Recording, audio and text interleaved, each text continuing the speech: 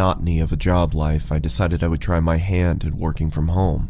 So my days and nights comprised me of surfing the internet for any jobs I could get. I was a big procrastinator, so more often than not I'd stray away and waste time doing other things. One day, I came across talk about the deep web while on Reddit.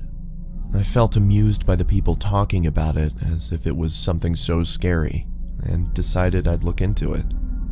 It was stupid of me to go on it in the first place, but I made it even sillier by deciding to check it out late at night. It was about 2 a.m. and I came across a website where you could chat with someone anonymously. The person I got was a woman. She was in her early 20s and very pretty. She sat with her head in her hands, looking playful into the webcam while batting her eyes. I had no desire to turn my camera on and started our chat, thinking that while I didn't come across anything scary, I could befriend this pretty girl. It sounded like a better deal anyway. She told me to turn the camera on, but I ignored that request and tried to get her to talk. She finally did after some prodding, but I noticed how guarded she was. I also noticed how after every message I sent, her eyes would look off camera, either to her side or somewhere behind her computer. After a while, it started getting annoying, so I asked her if someone else was there with her. I want to see you first, she said. Up until now, I'd been chatting while she'd answered my questions verbally. I'm not that curious. Don't be scared, she said, laughing, this time looking behind the laptop again and making a face that seemed to indicate she was laughing at my expense, with someone else. This is getting boring. It feels like I'm not just talking to you. That's because you're not. You're talking to all of us. Who else is there? Turn your camera on. Is this a joke? Turn it on. Okay, I'll be leaving now. Turn on the camera. Her laughter was almost piercing by now. There was nothing humorous about the situation, yet she threw her head back with riotous laughter. I'd had enough and moved the cursor over to turn the chat box off when I saw the cursor had jammed. The only thing that was working was the chat box, and I still had access to the keyboard. Turn the camera on, sweetie. Her gumdrop-filled voice was louder than before, and I moved my gaze up to see her smiling toothfully at the camera. Her face still beautiful, but the smile completely fake. My computer's crashed. I can't see the screen. Sorry. I lied. I didn't want her to know I had no option but to chat. Flashed before going blank. There was nothing there but a black screen. I felt relieved, thinking that at least I didn't need to talk to her while I tried to figure out what happened to the screen. Just then, a chat message popped up. Open the damn camera, you... The aggressiveness in the message frightened me. Now, the fact that I couldn't see her face while she typed this made me feel nervous. I didn't dare reply back, but then the cursor moved. I watched shell-shocked as the cursor twirled around the screen. Open the camera now. I still didn't make a move. There was no way anything good would be waiting for me if I did what she asked. The screen began flickering, as if a virus was causing the computer to writhe in agony. Do you want me to find you? My heart raced. Could it be possible she knew where I was? I started typing. Please stop bothering me. Then turn on the fucking camera. By this point, I thought she was some kind of sadist who got her kicks by scaring unassuming people in chat rooms. So I obliged and turned the webcam on. I saw my frightened face staring into the screen. Judging by my face, my attempts at looking tough were painfully unsuccessful. I asked around for the girl looking straight into the camera, telling her I did what she wanted and to stop hacking into my computer. There were several seconds of silence. I kept my stare directed to the little box that showed her camera feed, but it was pitch black. I motioned into the camera in confusion, feeling as if she was messing with me now. Then I saw another message. Look here.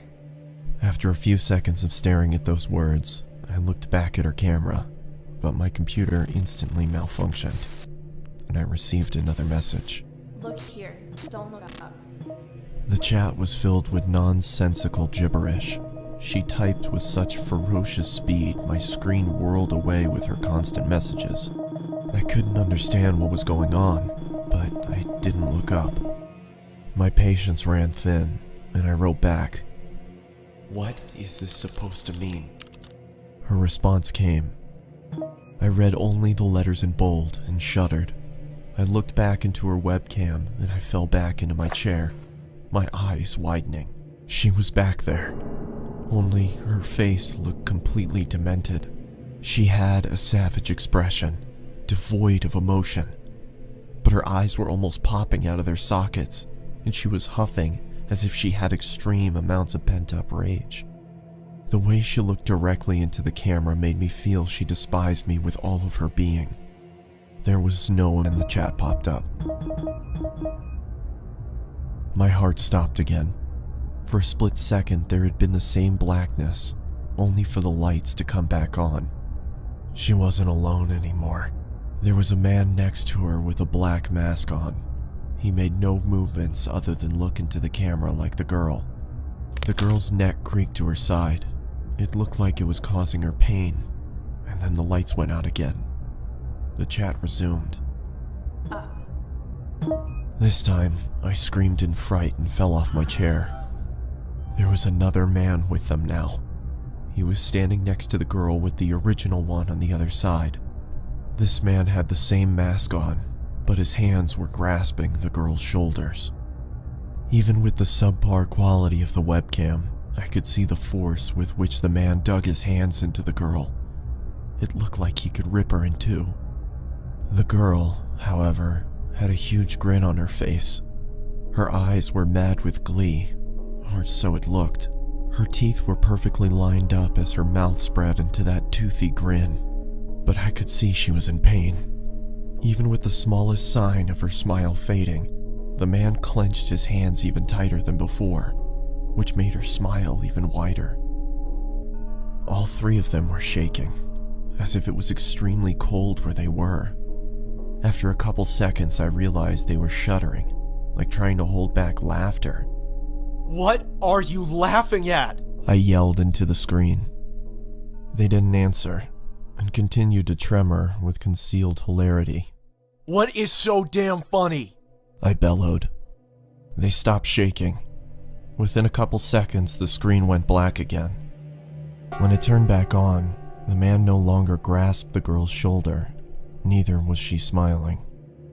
All three pointed into the camera. Upon a closer look, I understood that they weren't pointing at me. They were pointing behind me.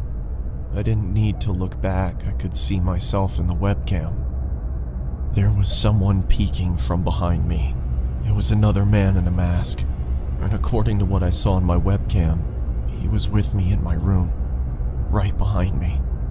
I turned around quickly, but saw nothing where I had seen him in the webcam.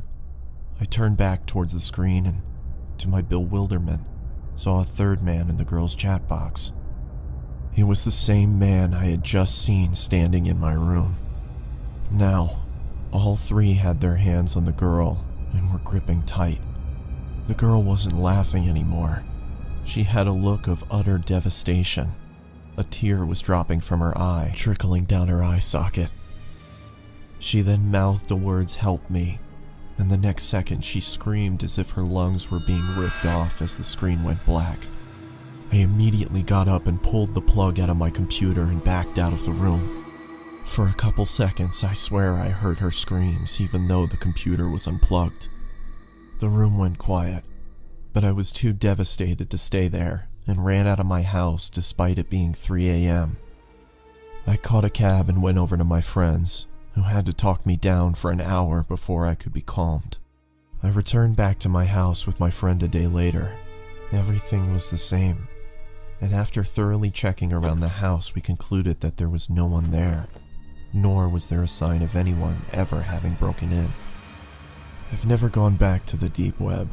My friend suggested it might have been some prank by computer hackers, but the way that girl shrieked, the terror she had on her face, it convinced me she had been a victim herself.